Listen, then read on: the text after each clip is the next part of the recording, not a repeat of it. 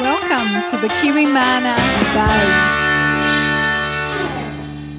Hi, this week we are talking about Hive Alive, new wasp bait, and 6 things you didn't know about queen bees, and that ever-long question that we ponder, why does honey crystallize?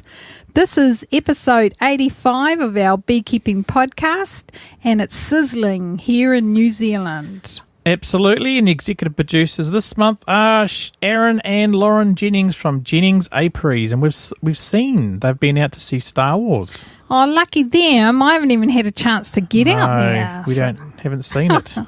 Awesome! And Charlie Brown was only on during the day, so we couldn't even go and see that. Oh, it was stressful, and I really want to see that one. Anyway, absolutely, and for the people out there, this is released in February 2016, which is our summer.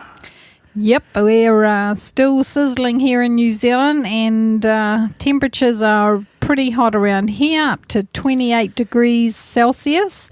So lots of humidity too, like we've been living in a sauna, and it's all around us. So you could almost say it's been sizzling.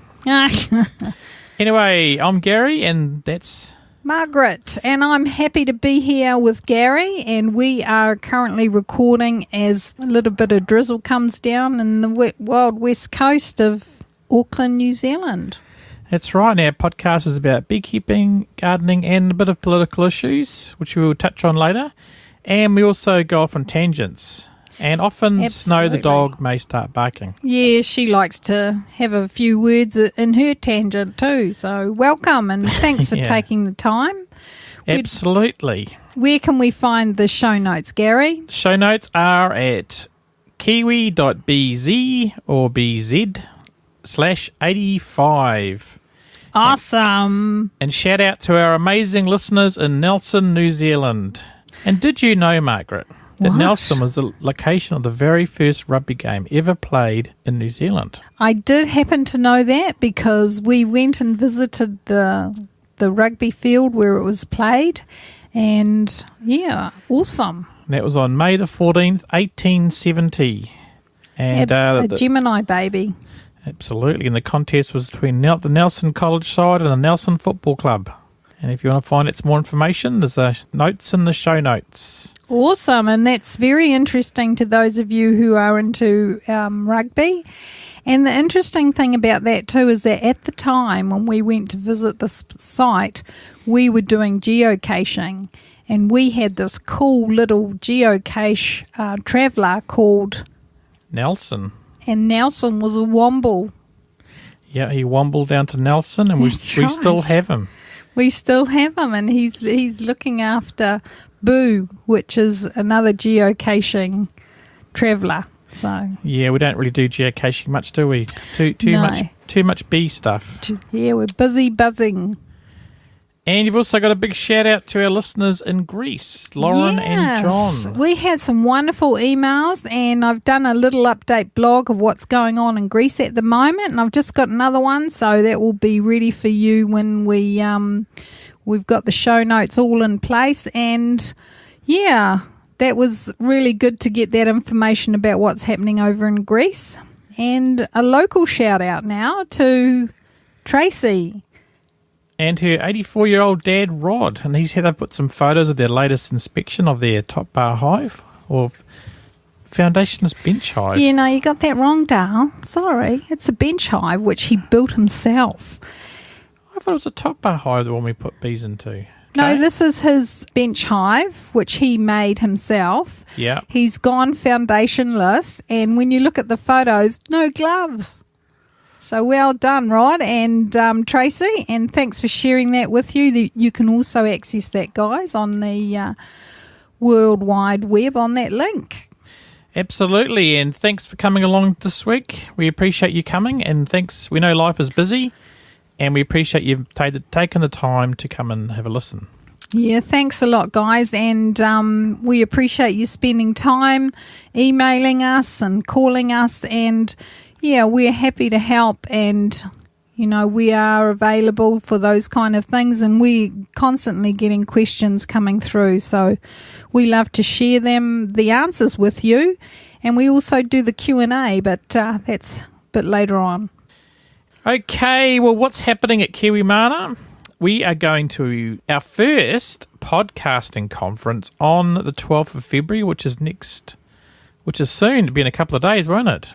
And we're going to talk there about beekeeping and podcasting.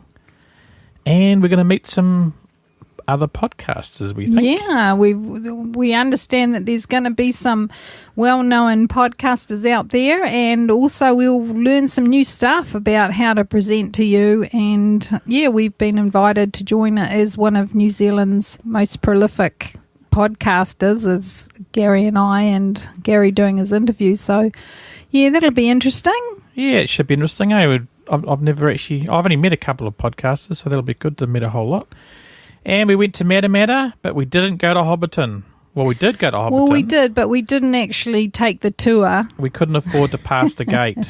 We couldn't afford it. It was $79 per person.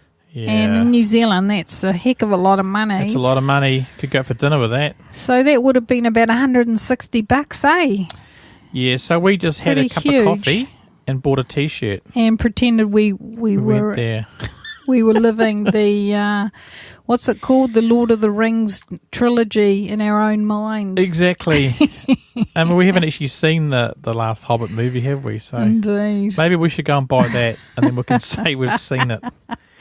Anyway, it was good. You went swimming with the grandchildren, and they had a great time, and it was in mineral pools that were heated. So it was very, very nice time down there, and even if it was sauna-like in the newsletters, we've talked about it. It was horrendous, yeah, wasn't it was pretty. Phew. Couldn't sleep at night. It was so hot. Too hot, man. Very hot down in Hobbiton. Anyway, I've got TPPA that was signed last week, and we sad that happened. You know what I love about what the slogan said? The one that I love the most. Going off on a tangent is that it stands for taking people's power away. And yes, folks, we feel that this TPP agreement that's been rocking the world, the Western world, and a lot of others in between, is going to give us a big struggle with the environment. And we all know that if the environment starts to get undermined, our bees are going to suffer for it. So a lot of corporate arrangements in this document, and basically leaving out the ordinary folk. So I'm very, very much, I don't know. Concerned, I'm concerned. I'm concerned about what they're telling us and what we're hearing from other people who have analysed the documents, who have no corporate, investment in this agreement. So we understand in America it's not a done deal, but the reporters here in New Zealand are saying it is, but we understand that that's not true. Yeah, well, my concern is that when, can a company force us to install or plant GMO crops, or can they sue the government because the government won't let them, grow GMO crops? Like, we don't have any GMO crops growing in New Zealand at the moment. And other concerns for beekeepers is, will this allow honey importations? Yeah, will they force us to take other people's honey, because that company will sue us from not allowing them into our market? And the costs involved with actually allowing these people in, are we going to be able to afford that or sustain anything of that nature? And the other concern is that the ordinary folk that go to work and do work very hard, that their pay is going to be reduced because of all this international influence on our economy. So it is a bit scary. Yeah, absolutely. I think it is scary, and we'll put a link in the show note to some people that have done some analysis on this agreement. And it's, if you're in New Zealand, it's not definitely yet, because the Parliament has to ratify it. So that battle may be over, but the war has not finished. And we had about, some people say 15 to 20,000 people marched up our main city street the other day last week.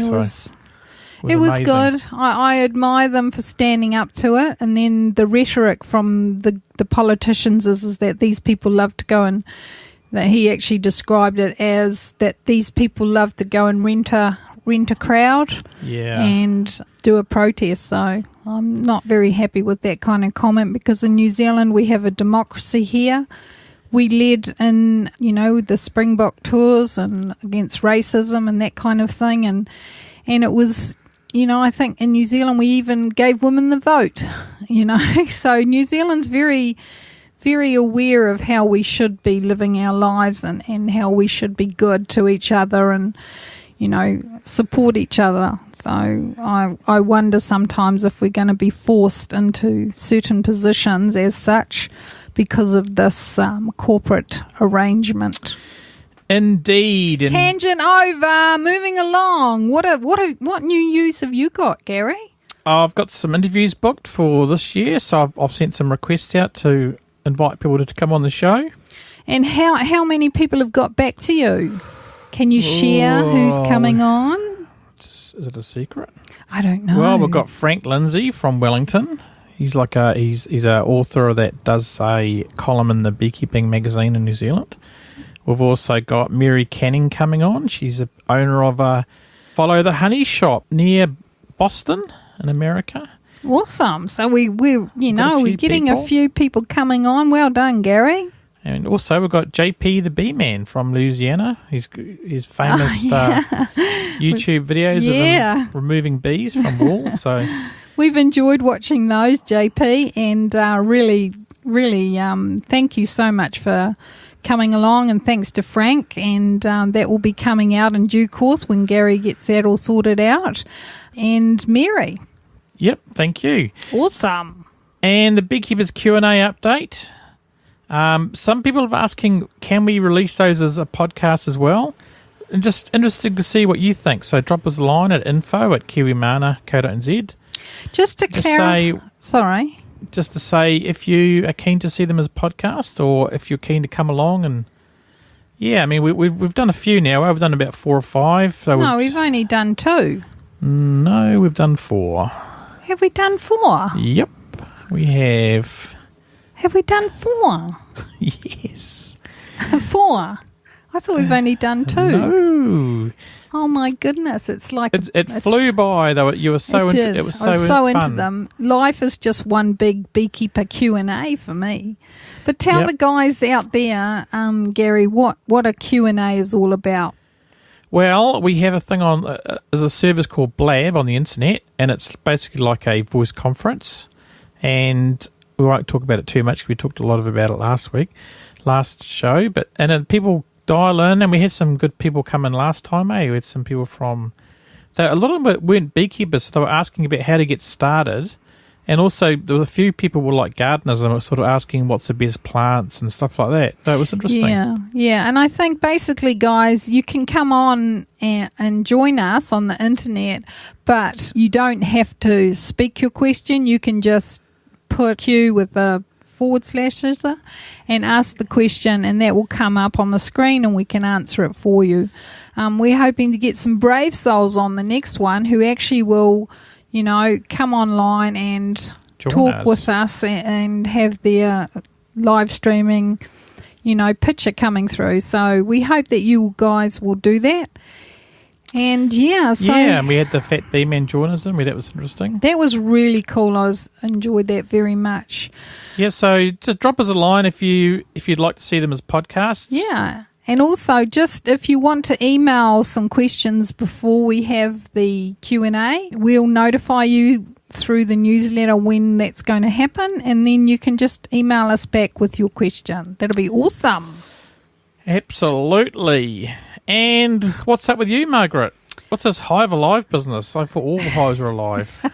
Well, that's what we like to think, that they're all alive out there.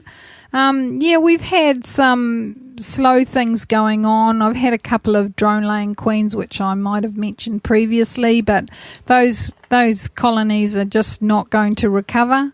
But I talked to a beekeeper who has used Hive Alive, which is an additive to a sugar syrup, and it has some really good agents. I think we talked about it on the Q&A, and it's an additive with sea kelp and seaweed and all these minerals and smells a bit fishy. Yeah, it's got thyme in it as well. It's got lemongrass, I think, and something else I forgot. But anyway, I haven't tried it yet, but I'm going to give it a go. And it's they say you should put it in before autumn, so like a big boost before the winter.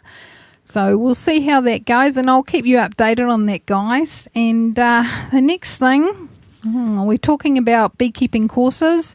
We are going to be putting some together, and I will put them on the newsletter, and that will be next week. In true terms, it will be the day that this comes out. So, yeah. And we talked about the last beginner kit going out. Well, typical's Murphy Law, we had the incident, but we got the hive there. So, yay! So we all went banana! Yeah. And it was funny because we had to drive through a whole lot of roadworks, and the roadside crew thought it was amusing that we were wearing our full bee suits in the car. Indeed. So we did get that sorted out. And so they're sitting there. We're not sure whether the queen is mated well or not. So I'll be going next week to have a look. So, awesome. Robbing screen. I understand you've been making them in front of the TV. Yeah, I've been working out there, and it never stops, slave drivers out there needing these products. I've got to get them out there, guys. I'm doing it. Got some more to release this week. And we had to have a downtime period last night because I was trying to do an interview, and all look you hear in the background was bang, bang, bang. That's right, yeah. Margaret, busy working away, beavering in the workshop, Life is like a beaver colony, just one damn thing after another. You weren't in the workshop, you were in the lounge. Anyway, yeah, I've put together a little how-to guide for those of you who've already bought them. And for those of you who don't know much about them, I've just put some things in the article which you may find useful, and you may want to get a robbing screen yourself or build yourself one. So a little how-to guide coming up. And, oh my goodness, I've been out there. I had a wonderful experience with one of the beekeepers who booked beekeeper service, and he just wanted his honey extracted. Now, I arrived there, no suits, no tools, just 2 hive boxes in the middle of a field that was not mown. So it was a very interesting time, but I tell you what, I just loved that experience. It was fantastic, and we had bees everywhere, and I had to use a screwdriver to open the boxes. I thought he had some gear, but he didn't. He started getting stung, so I had to let him borrow some of my suits, and I was wearing my Kiwi Breeze, and the temperature, I think that if I hadn't had that on, I would have passed out. So it didn't even have a bee suit. That's crazy, hey? It was just awesome. I tell you, I thought it was fantastic, and we got all this honey, and the bees were actually really good. We didn't smoke them or anything, so it was an experience, and yeah. I wouldn't recommend it if I was teaching people, but I tell you what, it was awesome. Awesome. Let's move on to blog recap.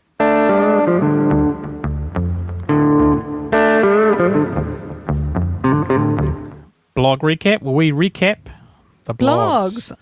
And the first one, number 1, Happy Holidays, number 83. This was our last podcast with Margaret, so that was good.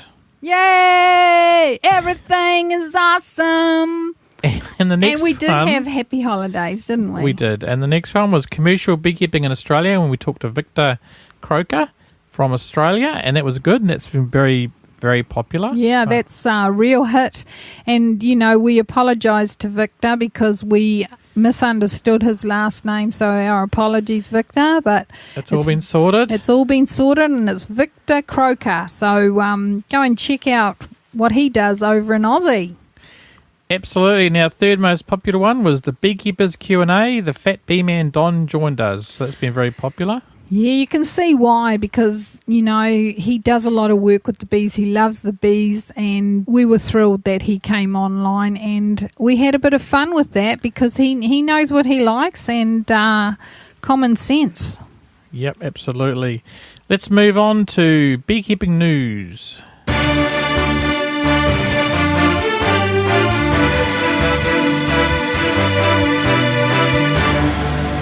Beekeeping news. News you can use.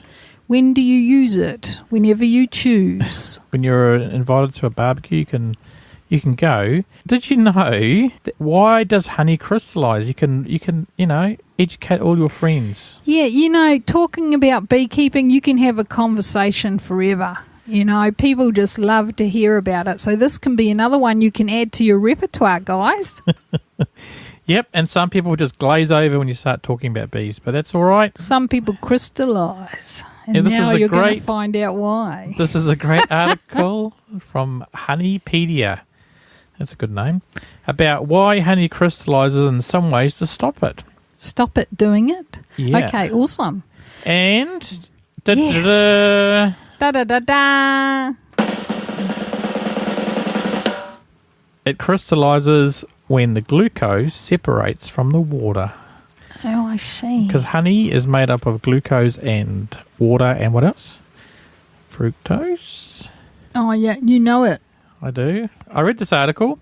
I did too. Thank you very much, Mr. Fawcett. Cool. And apparently, did this surprise you? It surprised me that if you store honey below 10 degrees centigrade, it actually prevents or delays the crystallization. Yeah, I'm not sure about that. Yeah, no, I don't either. Because we've stored some honey in the freezer, and then that's below 4. Oh no, that's below 4 degrees. Yeah, that might be below 10 degrees. I don't know. Oh, yeah, I don't know. Well, it's a really good article. It talks about how when... I think the gist of it is that when you change the temperature of the honey you've extracted, you can actually change the crystallization side of things. Yeah, I think what it is, it's having it at a constant temperature. If you have it going up and down all the time, that may make it crystallize quicker. Yeah, I think, and this article will go into a bit more detail. I think you will find this interesting, guys. I think if you keep honey at a consistent temperature, your honey should pretty much stay the way. I mean, if your temperature you're extracting, a normal temperature is like 24 degrees, then store your honey at 24 degrees is my view. Absolutely. And the other point came out of this was the more glucose in your honey, the quicker it will crystallize. I've noticed that. Yeah, and they say within this article that it doesn't lose in its health benefits. No, there's a lot of misconceptions with the public when they think that when honey crystallizes, they think it's gone bad. Yeah, so that we really have to let people know that crystallization of honey is just a process and that the honey is just as good, if not crunchy. We love crunchy honey on our toast. Well, I think it's easier to spread when it's crystallized, isn't it? Yes, and it's crunchy. Crunchy honey. It's not crunchy. It is crunchy. Anyway, we had some feedback from Jay Bennett. Thanks, Jay. Interesting that below 10 degrees is the best temperature to store honey. Might need to get an old fridge until I can buy a cellar. I'll build a cellar.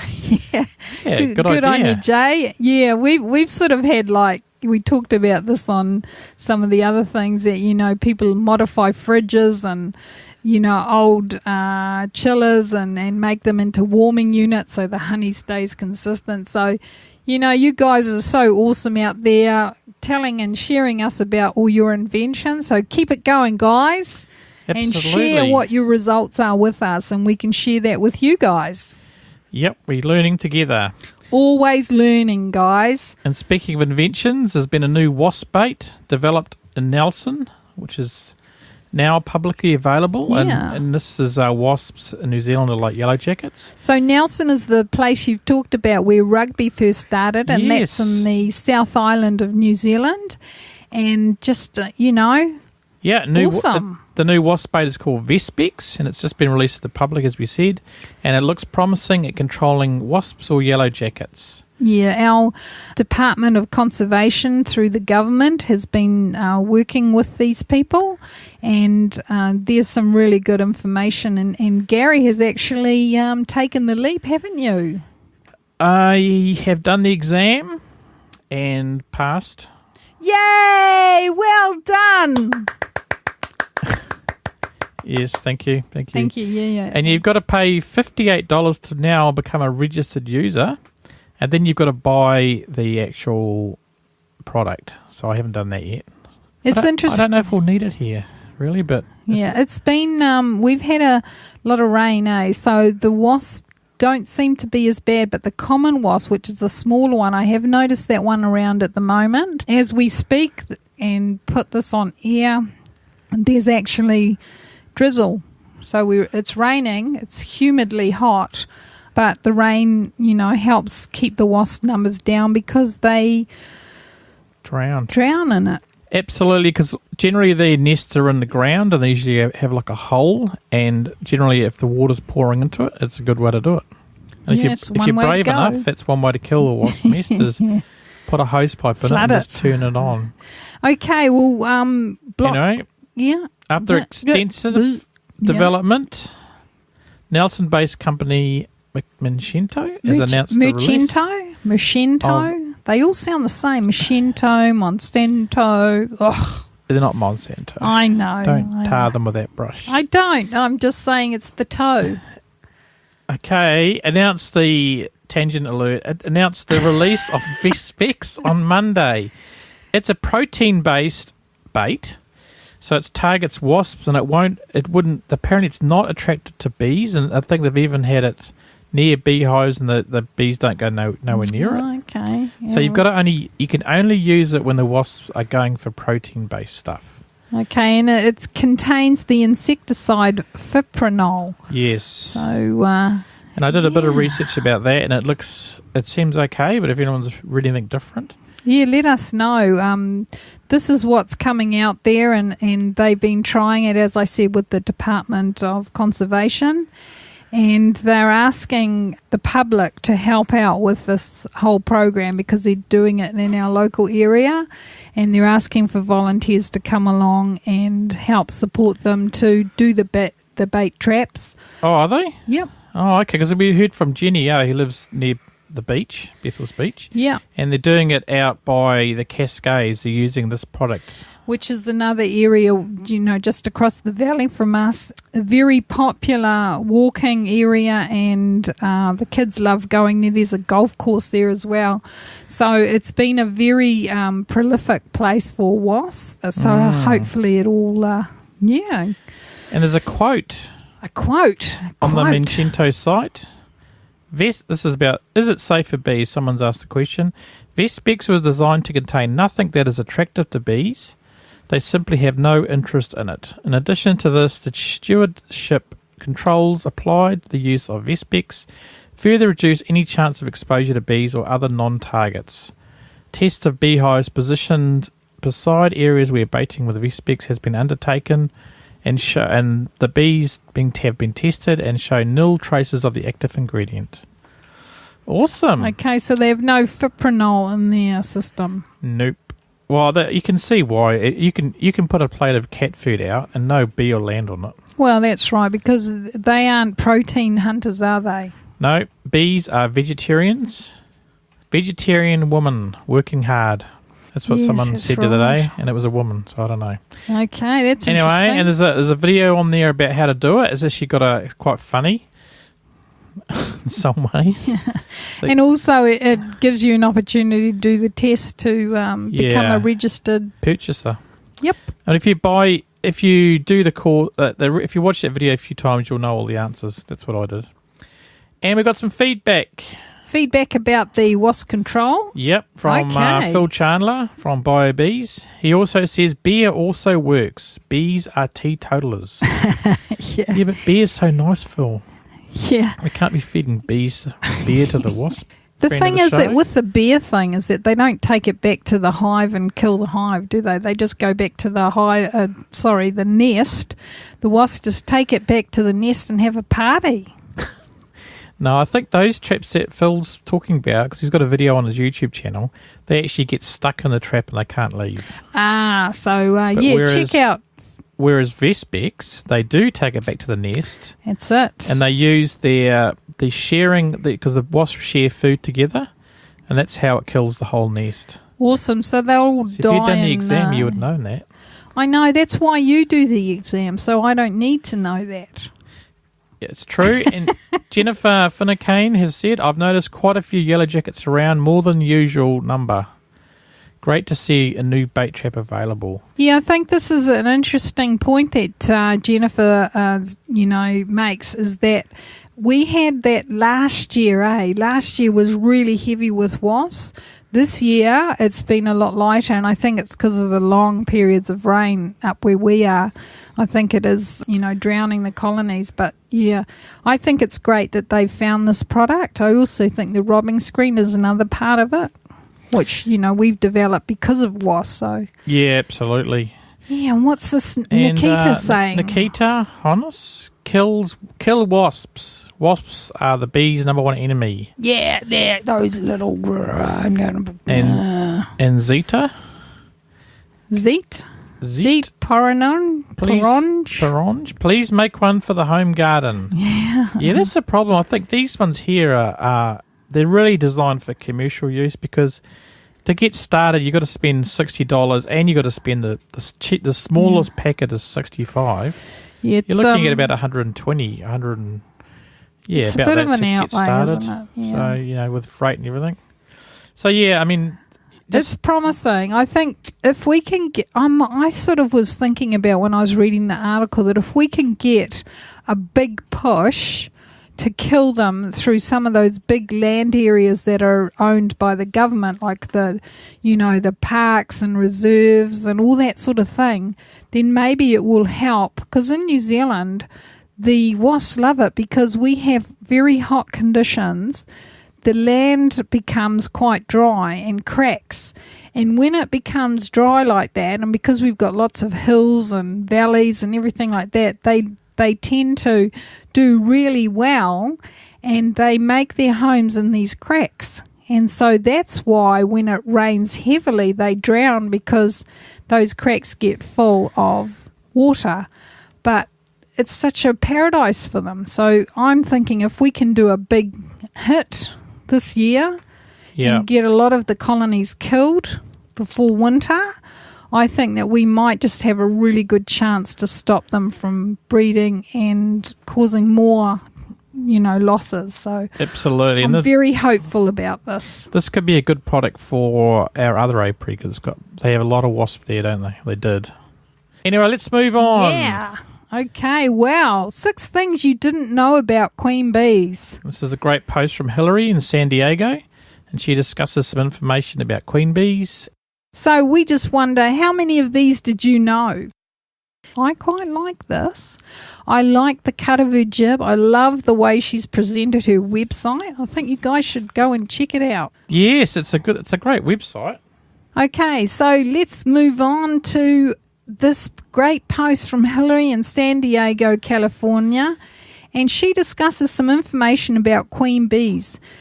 Absolutely. And did you know, as a tangent, that people actually thought in the 1600s that the queen was actually a king? Yeah, well, that would probably come from a male. Because at the time, there was a king in power, and they said she must be the king must be the ruler. Yeah, and as I said before, a male would have said that. It wasn't male. It was a book written, and that was what they said. Anyway, these are the things. Yeah. Queen bees are not rulers, as opposed to the king bee theory. They're not rulers. They are the colony rules the colony. Queens only have sex once in their life. Yep, it's true. Over a period of a few weeks, though, or at least a week. Most people think it's about 10 days and she'll mate with a lot of drones, but once she's had that opportunity for mating, that's kind of the end of it. Yep, and all fertilised eggs are created equal. Unfertilised ones are not created equal. No, and unfertilised eggs become What? Drone? I think the article's saying that all eggs are laid the same. Yeah. Right? But the one she chooses, which is directed by the colony, will be unfertilised. And they all get royal jelly when they're a few hours old. And did you know how she determines if to fertilise them or not? She actually uses her feelers in the front and she measures the cell. So if it's slightly bigger, I think, for drones, then she unfertilises it, or doesn't fertilise it. Okay, I don't know. I have to read the article to find that one out, guys. But my thoughts are that the colony will decide. Yep. So what's this? A royal death march? A royal death match. Oh, death match. This is when two queens hatch out at the same time. You'll hear a siren. Oh, I tell you, I have heard this. I've heard it too. It's like a hissy, like a...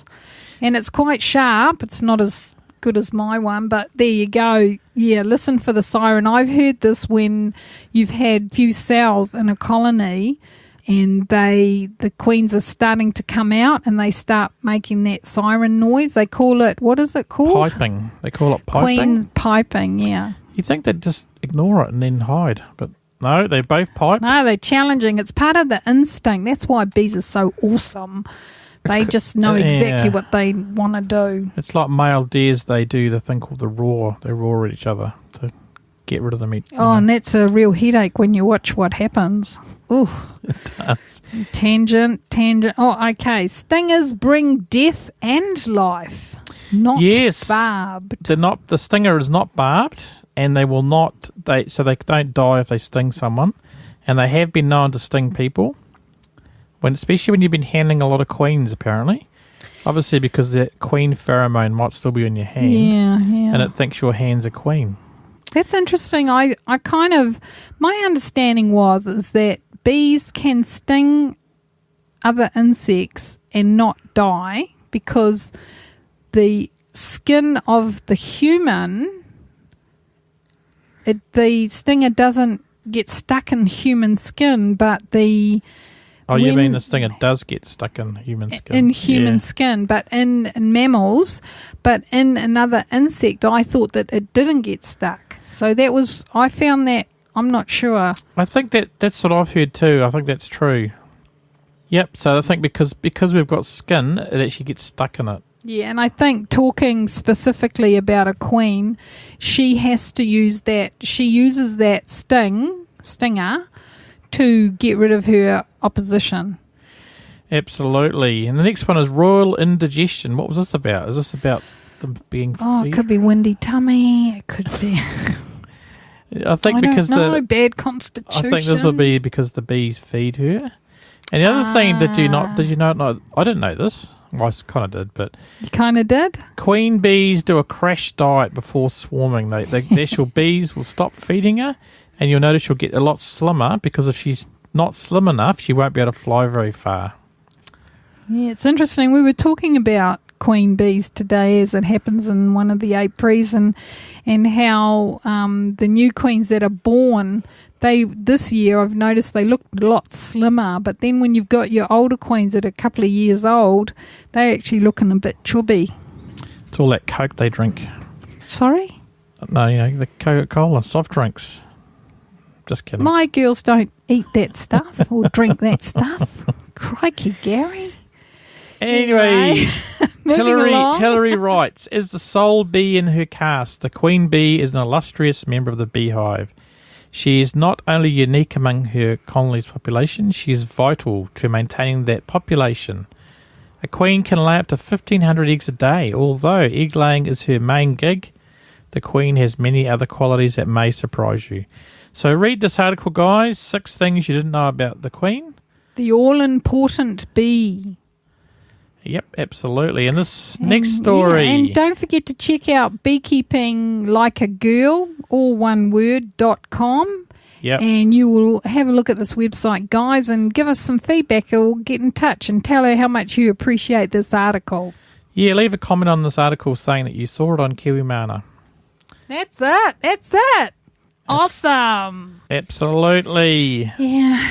Well, let's have a musical interlude and we'll get back into the next story. Okay.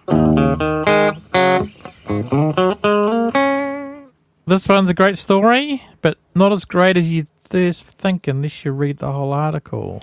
Yeah, the world's largest garden supply store is phasing out bee-killing insecticides. You know, when you read that, you're thinking, wow, who is this? What are they doing, you know? Wow, bee-killing insecticides? So, you know, let's read on. Well, go for it. Home Depot is phasing out neonicotinoid-treated plants. Yeah. Home Depot is a large hardware retailer in the US. So kind of like a Mitre 10 in America, I believe. Okay, Home Depot will stock insecticide sprays and other consumer products that contain neonics. Well, I guess it's a start. Well, if you read it is a start. The article says that 80% of the garden plants in the main retailers in America were treated with neonicotinoids. So what was happening is people were buying these thinking, oh, these are great, these are bee-friendly plants. But they actually they was raised from seeds with neonicotinoids. Yeah. And they were finding out it was killing bees. Yeah, it's shocking. They didn't know. I think sometimes that, you know, retailers of products that, you know, are classed as a hazardous chemical, they need to understand and train their staff about this, because any person who applies any insecticide, herbicide or fungicides or anything like that, they need to have registered application training. So that's like what Gary did for Vespex. The same thing, they're trying to bring that into New Zealand, but then it seems crazy that they would just allow a plant like that on the shelf. Yeah, well, I agree. It's crazy. So that's what they're phasing out, guys. So by 2018, they will have phased those kind of plants out. Also, there's a supermarket called Aldi in Germany. It's a European one, and I think they're based in Germany. And they are also going to be banning neonicotinoids. That was just announced a couple of days ago. So it's ALDI. ALDI. In Germany. I think they had some of those in England, I remember. I can't remember, to be honest. And we had some feedback from Glennis Carr. 2018. Yeah, better 2 years away than never, I suppose. Yeah, I agree. Yeah, I reckon it would be awesome if they just said, look, are we going to be healthier for having this thing here? And everyone goes, no, well, get rid of it. And it should be today, not wait 2 years and then see all the havoc it creates in the meantime. So these plants that have got coated seeds, whenever you buy a packet of seed from any supplier or, you know, DIY place or garden centre, ask the attendants to tell you what is in those seeds and are they treated with any insecticide to make them grow or whatever. So I think, you know, make them understand that we do care about the seeds being healthy for the earth, not, you know, to kill pests. Absolutely. And Natural Beekeeping in Tasmania said, let's vote with our cash out here and buy from stores actively providing safe plants and seeds. Let's make a habit out about asking every time we buy if they've been treated with neonicotinoids. I am on board. That's what you said. And Elizabeth Walter said, yeah. What did she say? She says, about time. That's right. Thanks, Elizabeth. You're on to it, man. And I think Natural Beekeeping Tasmania, it is about the consumer. It is about following that dollar. If you think a product is harmful to our environment, don't buy it, guys. Don't be a demand. If you can get rid of a weed by digging it out, you know, take some time and do that, eh? Absolutely. And let's move on to the next story. Okay, Gary, what's this one about? New LASI oxalic acid research is published, and this is scientists at University of Sussex in England have determined the best way of controlling varroa mites is by using an oxalic acid vaporizer. Yay! Kiwi Mana knew this. So did Canada. Exactly. Trickling and spraying oxalic acid causes harm to the bee colonies, resulting in reduced winter survivals. And vaporizing inside the hive using an electrically heated tool has no negative effect on the bees. In fact, colonies treated in this way had a 20% more bees 4 months later than the untreated colonies. Yes, it's interesting, a really good article. It sort of backs up a lot of the work that has been done over in Canada and Europe about oxalic acid and vaporization methods. So, read this article, guys, and, we know that oxalic acid is in honey anyway, and it's not harmful if you vaporize it into the hive for humans. So you can use it any time of the year. Absolutely. And if you're treatment free, then you wouldn't use it. But that's right. Another, that's another tangent. Yeah. But I think that yeah.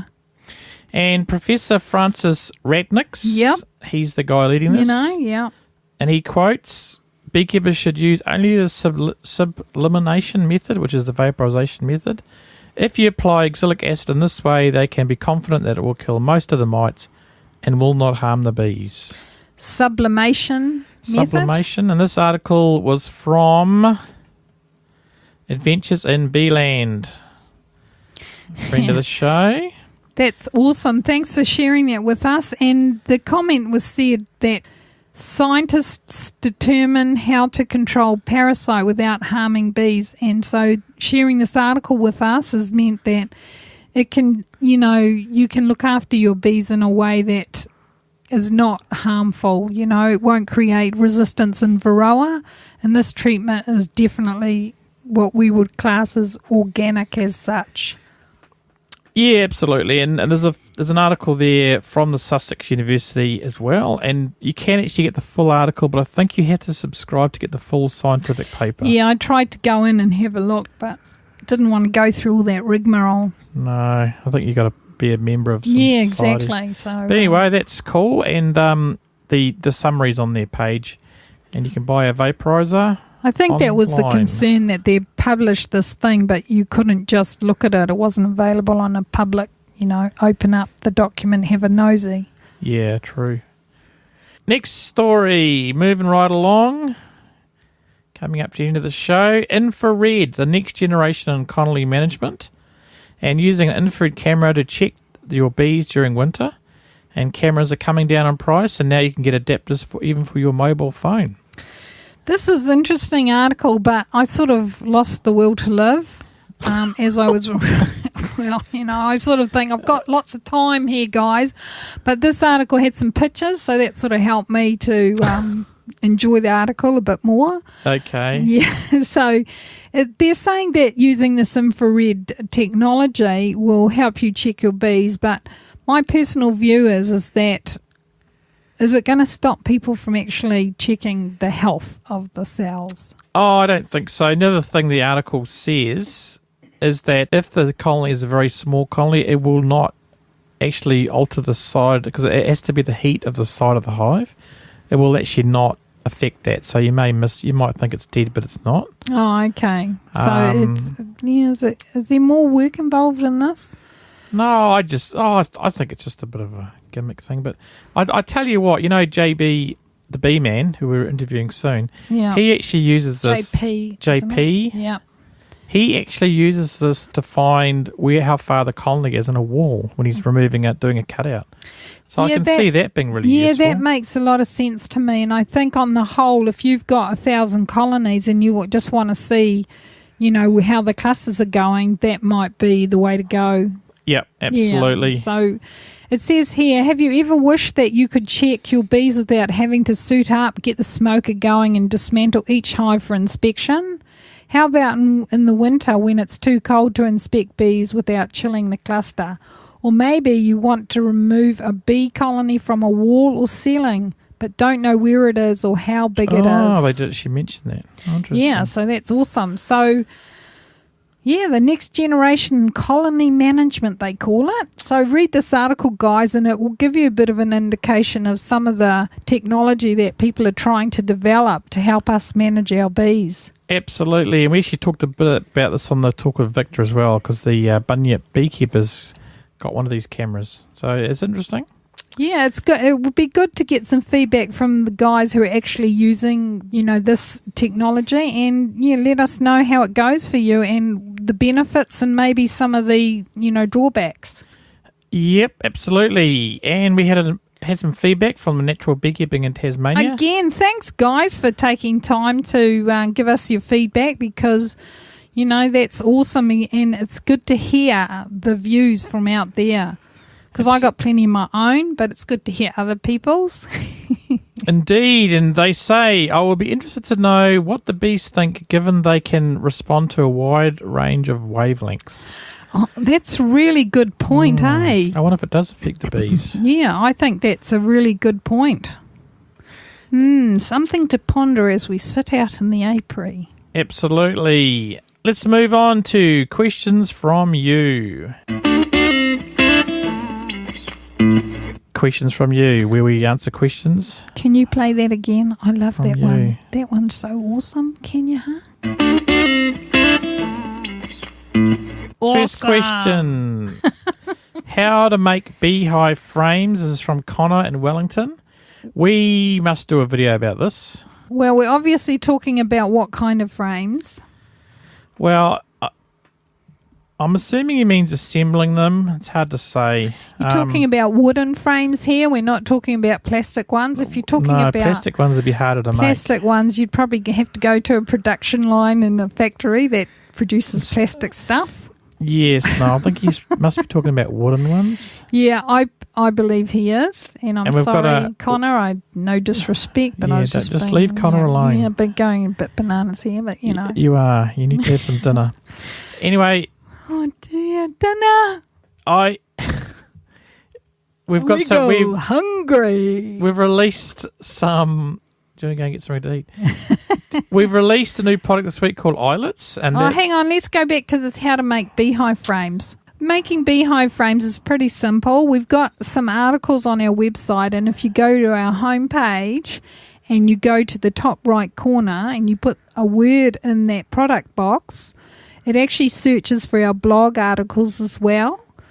And you can have a look at any article, and there's one there that I've got a real simplistic way to assemble a frame, but it's just about the construction of the frame itself, and then the wax and wiring is a whole other process, and that's where you need a bit more technique. So, yeah. Yeah, absolutely. And we've released a new product called eyelets, and they used to put into the wooden ends to stop the wire digging into the frame, aren't they? So yeah, and I think it's interesting because a lot of the art of beekeeping was always about, the beekeeper having the skilled ability to assemble a frame, and when they add the wax in there, they would, heat other wax and then put it in the top of the groove on the top bar and seal it all in place, and then they'd have the eyelets there and they'd put the eyelets in, and it just, as Gary said, is stop the wire from, moving into the wood and perhaps damaging the frame. And when you want to do the extraction, you just cut those wires and you just take everything off and then just rewire it. So it is a good method, and that was the art of beekeeping. Nowadays, I just do it without eyelets. I just thread it and tension it, and Bob's your uncle. Yeah, but the eyelets are a good idea because you can actually tension it better. We'll do a video about this because we've got a new Flash GoPro and we've got all the stuff, so we'll do it. Yeah, we'll work on that. So thanks, Connor, for that. Connor's in Wellington, and there's a great bee club down there. Very active. And Frank Lindsay's involved in that. We must go down and go and visit one day. If you guys are ever around and they're having a club meeting, you're absolutely right, Gary. We must go down there. We must go and visit again. What kind of health issues do beekeepers get? Oh, sore back. Yeah, sore back. They can poison themselves with some of the chemicals they use, especially if they're using synthetics. Or even if you're using like formic acid or those. Yeah, you can get burnt with some of those chemicals, like the oxalic acid when it's in its crystal form. Yeah. If you get it on your skin, it can burn. You can sprain your ankle walking back to the house after giving customers things. You can give yourself infections if you use your hive tool to take out a sting. Yes, be careful doing that. Yeah, you can burn yourself on your smoker or your your big flaming torch, butane, cool, These things you've all done. Yeah, I've Sounds done like it. a lot of them. Okay, there's lots of things, but I think the biggest thing is probably back issues. So make sure you get one of those easy loader things on the back of your truck if you've got a truck. Or hire Are you young talking people. about a commercial guy? Well, I think one of the things that or use smaller boxes. I think a lot of commercial guys just use forklift, or trucks with, as you say, arms and all that sort of stuff. But from a hobbyist beekeeper perspective, I think set up your hive in a way that you won't use your back like a crane. Have all your gear handy. If you set up an apiary on the side of a cliff, are you going to have injuries? I think so. But set it up in an easy, accessible place and, make a 2 metre square around your hive so you can at least, lift things down and have somewhere to put them and, try and make it easy for yourself, in my view. Yeah, or even better, just buy a lifestyle bench hive and only have to lift one frame at a time. Oh, very good. It's true. They're coming out soon. Yeah, we're working on that for next season. And the other issue that you can get is the allergic reaction, or you can get stung in your face, so you could lose your sight. So there's lots of things. If you work on that lifestyle bench hive, that one's going to be a bit more easy to manage. So yeah, it's worth having a look at. But health issues, some of it is about common sense. So just really look after yourself, guys, when you're out there in the apiary. Absolutely, and there's some other questions here, but we'll move those to the Q&A because we're running out of time. Okay, so that question about health issues was from Julie in Brisbane, Australia. So thanks for that. And the last question is, what do you do with bees when you're on holiday? Well, you pack them up in your suitcase and you take them with you. Absolutely. Yes, absolutely. Make sure you have a mesh thing on your suitcase, but otherwise they get too hot. Going bananas on holiday. Well, I think if you're going away for a long time, I would recommend you get someone to come in and check them in the middle of that time. Or if you're going away for like a week, you'd probably be okay, or a couple of weeks. I would say add some extra boxes on top if the flow's on.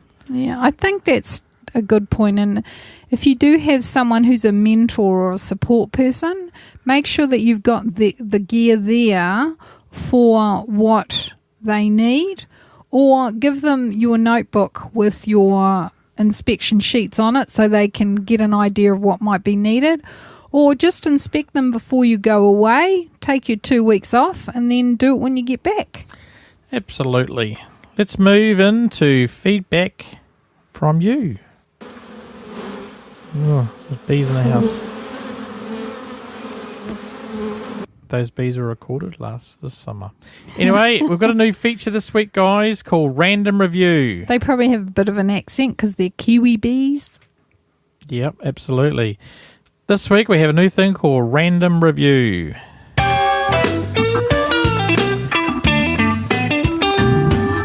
Random Review, where we pick a review of one of our products and read it out. From one of you who That's sent us right. a review. And you've written some notes here. And you can too. New Sorry, Gary. You're losing it. You're so patient, I must say. Yes. New Year's resolution. We have set up as a thank you for reviewing our products. We're going to draw out a random review every month, and the winner will receive a $30 Kiwi Mana online gift certificate. Oh, yay! If you are the lucky winner, and you've got to claim it within 14 days after the release of this podcast. Okay, so we're going to do a random review.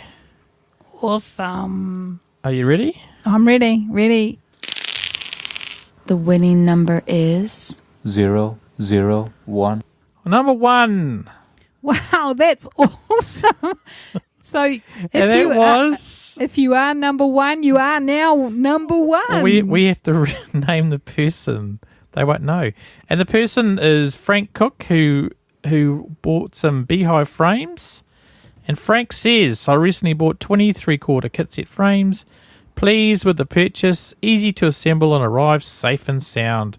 and are all very well made and fitting. Well, thanks, Frank. Thank you, and congratulations. We're very happy to announce this today, and congratulations on your winnings. Absolutely, and enjoy. Get in touch. Hear from you within shortly. 2 weeks. Yeah, absolutely. Congratulations, Frank. And now we move on to voicemails from you. We got one. Let's listen to this voicemail. This is a bit of a short and sweet voicemail. This is Ricky Curtis. And that's all Ricky and said. That was it. And we're very pleased that Ricky Curtis took time to tell us his name. So absolutely. Thanks, Ricky. A man of many words, not many words. Yeah, short and to the point. And thank you. We've asked for people to put something on SpeakPipe. It's only a few seconds. So if you guys want to record something to say a question or just say who you are, then yeah. Absolutely. And we have a new Patreon follower, don't we? Thinking Bee Podcast is giving us, want to become our patron this month. So, yep. Thank you. Yeah. Banana! We appreciate that. We do. Thanks so much. Those kind of, support systems that you give us through these donations enables us to do the work that we do. And on a serious note... Serious note. We're serious. And why are you mocking my serious note? Crikey, Gary. Anyway, we just want to say thanks to those of you who have made donations, whether it's by being a patron and donating to us once a month, or by using our donation button on our homepage. And these donations help us run our beekeeping courses, fund equipment for our apiary, and the land management. And if you value what we share with you, you can easily make a one-off donation, or you can become a patron. So whatever you decide, we'd be grateful for it, and any donation or patron amount will be greatly appreciated. Absolutely. So thank you, Thinking Bee Podcast, and we're enjoying your podcast. Because on episode 2, they interviewed a fantastic beekeeper called Gary from New Zealand. So that was a great one. But he has also interviewed Michael Bush, and he's coming up. He's interviewing Randy Oliver. That'll be great. Yeah, another update on what's happening with Randy will be great. And you've interviewed Randy as well? I have, yes, indeed. Anyway, feedback from you guys, another one. iTunes feedback. Now, this is a continuation of our last month's feedback. iTunes, what's wrong with this pick? He's changed his review to 5 stars. Oh, that's awesome. Thank you. Yeah, thanks for doing that. And, we hear you guys out there, so we respond. He did, and he didn't like the Kevin moments, but he wrote, they took it well. So that's good. Great podcast minus their newfound Kevin moments. 1 star for the moment, but then they took it well. And, yeah, nothing wrong with this picture now. That's right. So thanks. Yay. Thank you. Thank you. What's wrong with this picture? Thanks for helping us to do things well. And, if you guys want to hear Kevin moments, you can actually go to Kevin's podcast and hear some really good ones out there with lots of information. Absolutely. And he's got lots of Kevin moments too, as you said, so it's great. That's right. And the fact that you guys email us on and join our newsletter and contact us and let us know about what's happening with your bees really does make us know that our community is getting bigger and stronger. And we respond to our listeners, and we love it when you respond to us. So just go bananas out there, guys. Awesomeness, the whole beekeeping adventure that we're on, we love you being a part of it. So absolutely. And we got a cool picture from Anne in Denmark. And she was on her skis and she was checking out her bees. Remember that photo? And she had she was and all the snow was all over the hives and she was skiing along. Yeah. We'll put that in the show notes. She's happy so you guys can have a nosy at that. Look at the article about the robbing screens. It might give you some help with your wasp problems or robbing bees, and gives the bees a bit of an protection in their sort of front yard in front of their hive. What, you mean having skis in front of your hive? That's it, you know. I mean, it helps them get along. They don't have to fly so far. Okay. Anyway, Anne writes, you're my favourite beekeeping podcast. I really enjoyed listening to you from across the world. Well, thanks, Anne. We really appreciate you getting in touch with us and sending us that photo. That's awesome. Yeah, shout out, Anne, and thank you so much.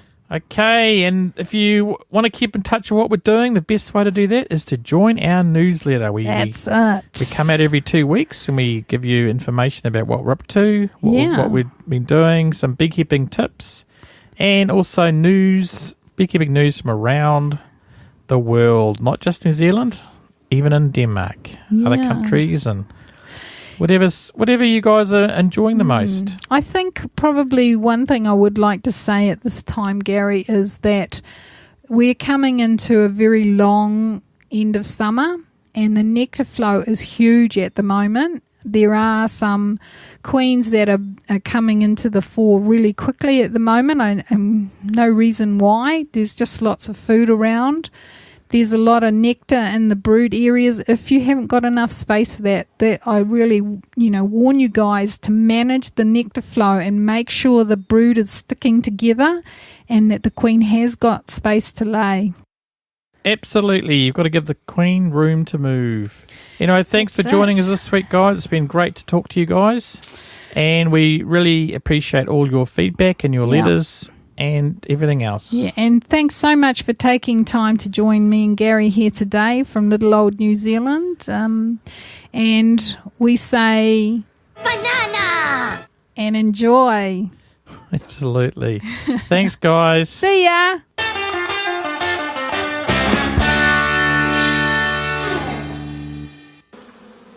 Ah, the bees!